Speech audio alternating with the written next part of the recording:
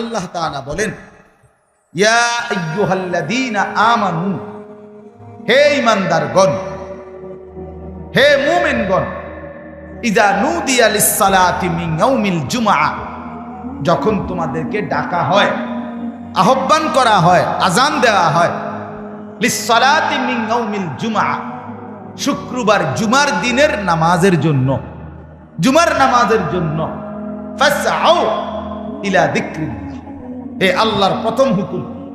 জুমার দিন আজান দিলে তোমাদের প্রথম কাজ, তোমরা সাথে সাথে আল্লাহর স্মরণ, আল্লাহর জিকির। এটার দুই অর্থ তাফসিরে লিখছে, এক হলো খুতবা আর এক হলো নামাজ। তোমরা খুতবা এবং নামাজ উভয়টা শুনবার জন্য জলদি ছোট, আর কোনো কাজ নেই, জলদি মসজিদের দিকে, আর দেরি করো না। ফাসআউ, এই আল্লাহ তাআলা বলেন সাথে সাথে ছোট, সাথে সাথে। ওয়াজারুল বাই'a, এবং কি বললেন, এবং বেচা কিনা, ব্যবসা, লেনদেন, আয় উপার্জনের যাবতীয় কার্যক্রম একদম ছেড়ে দেন। যালিকুম খায়রুল লাকুম, এটাই তোমাদের জন্য কল্যাণ। ইন কুনতুম তা'লামুন, যদি তোমরা বুঝো, যদি তোমরা বুঝো, যদি তোমাদের বুঝ থাকে, তা আমি আল্লাহর কথাটা শুনো যে এর মধ্যেই তোমাদের জন্য কল্যাণ। আজান হইছে আর একটা মিনিটও বাজার, ব্যবসা, দোকান, আয় উপার্জন, ক্ষেত খামার, ফল ফসল, কিচ্ছুর দিকে আর মনোযোগ দিও না। শুধু একটাই গুরুত্ব, মসজিদের দিকে ছোট, মসজিদের দিকে ছোট। আচ্ছা, এখান থেকে আমি আপনাদের কাছে ছোট্ট দুই একটা কথা বলতে চাই।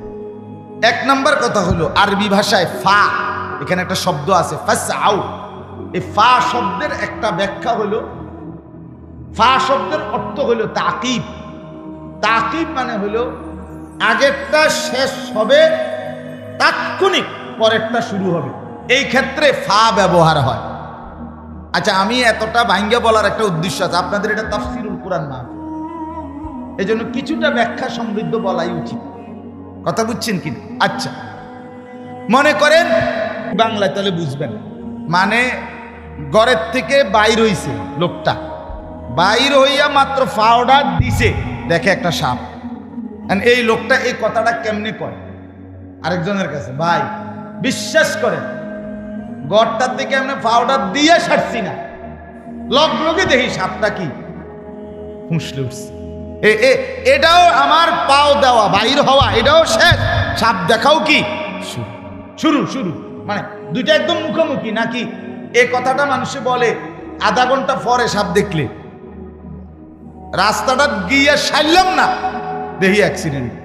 তার মানে কি রাস্তার যাওয়ার 1 ঘন্টা পরে অ্যাক্সিডেন্ট। এই কথা বলার জন্য আরবিতে বলে ফা। তা আল্লাহ এখানে বলছে ফাসআউ ইলা যিকরিল্লাহ, আমার বান্দা আজানটা শেষ হইতে দেরি, তোমার আর কোনো কাজ নাই, শুধু মস্তি, শুধু মস্তি। তাহলে রেডি হবে কখন? কথা বলেন না কেন? রেডি হবে কখন বলেন না? আজান। প্রস্তুত থাকবে কখন? আগের থেকে। আগের দুর্ভাগ্য আমাদের, শুক্রবার দিনও জুমার নামাজের যখন আজান হয়, তখন আমগো মনে পড়ে অনেকের আজকে শুক্রবার, ইন্না লিল্লাহ, কি তো হায় হায় হায়, আজকে শুক্রবার, আজকে শুক্রবার। এই সময় আগে কইব লুঙ্গি কো, সাবান কো, এবারে হেবুডি কইতেছে যা অক্ষুনি যাবেন গা, গরুটারে কদ্দুর গোসল করাইতেন না। এবারে গরু গোসল করায়, ছাগল গোসল করায়, মানুষ গোসল করায়, নিজে গোসল করে, এরপরে হাফাইয়া তোফাইয়া লাফাইয়া দফাইয়া মসজিদের ঢোকে যে সময় ইমাম সাহেব এই সময় খুতবা অর্ধেক করে লেছে। এরপরেও এই যে দেরি হইতেছে 5টা মিনিট, এই জন্য গরিব দিকে চাইছে মনে 50 বার, কারণ তারা তো শয়তানে কামড়াইতেছে, ইবলিসে তো কামড়ায় যে কিরে বেটা তুই তো মসজিদে যাওই না, মানুষ না, আচ্ছা যা গেছত গা, তুই বাইরস না কেন, তাড়াতাড়ি বাইর। আমি কোন সমুদ্রের কতক্ষণ দাঁড়ায় তখন শীতের মধ্যে। এই হলো হানা। কথা বুঝছেন? অথচ আল্লাহ তাআলা বলছেন, বান্দা আজানের পরে কাজ শুধু একটাই, মসজিদ, নামাজ। আগের থেকেই রেডি থাকো, আগের থেকেই রেডি থাকো। আহা বাপ, আমরা ভুলেই থাকি। কেন? আমরা যে সারা বছর সারা সপ্তাহ 5 ওয়াক্ত নামাজ পড়ি, 5 ওয়াক্ত নামাজ যে পড়ে